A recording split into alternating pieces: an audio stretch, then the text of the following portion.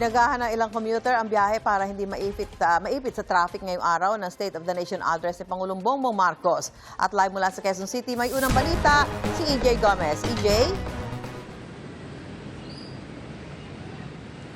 Susan, good morning. Dito nga sa Philcoa sa Quezon City na isa sa mga lugar na inaasahang dadagsain ng mga rallyista ngayong ikalimang araw or ikalimang SONA ni Pangulong Bongbong Marcos ay nakikita natin may mga nakaposisyon na ng mga pulis at dito sa eastbound particularly ay aabot sa 300 halos 300 na pulis ang nakadeploy. Nasa 20,000 na mga pulis ang deployed para sa ikalimang State of the Nation Address o SONA ni Pangulong Bongbong Marcos ngayong araw. Ayon sa Philippine National Police o PNP, itinaas na sa full alert status ang buong Metro Manila.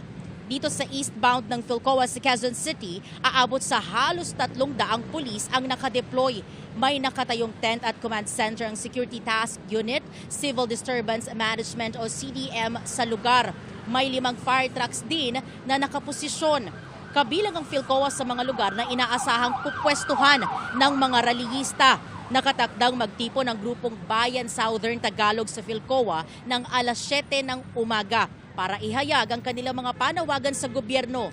Alas 8 naman ang schedule ng rally ng grupong Bayan Sentral sa Department of Agrarian Reform o DAR. Muli namang umapela ang PNP sa rallyista na gawing mapayapa ang mga pagtitipon.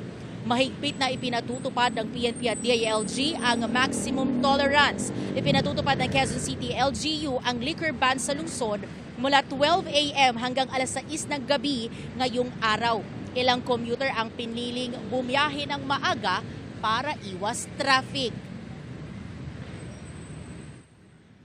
Maaga akong bumiyahe kasi suna po ngayon, baka ma-traffic po ako. Galing ako sa may Philcoa po. Papuntang Amparo po, Caloocan. Papasok po sa trabaho. No work no pay pagka hindi kami pumasok, ma'am. Kahit sona po. Sana madagdagan yung sahod pa para masenso po naman ng mga Pilipino. Sa kasalukuyan po, ma'am, normal pa po yung biyahe natin. Wala pa naman pong stranded.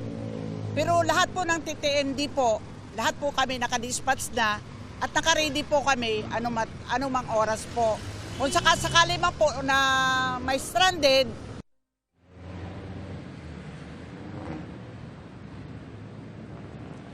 Susan, ayon pa sa CDM commander na nakausap natin dito, alas 12 ng tanghali, magsisimula yung road closure dito yan sa ilang bahagi ng Commonwealth. Pero posible daw yan na magbago depende sa sitwasyon kaugnay ng mga rally. At quick update sa traffic dito sa kinatatayuan namin, dire-diretso pa naman yung daloy ng mga sasakyan. At dito mismo sa eastbound ng Philcoa ay wala pa naman tayong nakikita o na-observe na mga stranded na commuter o yung mga nahihirapan sumakay at mas maluwag yan kumpara doon sa westbound ng Philcoa.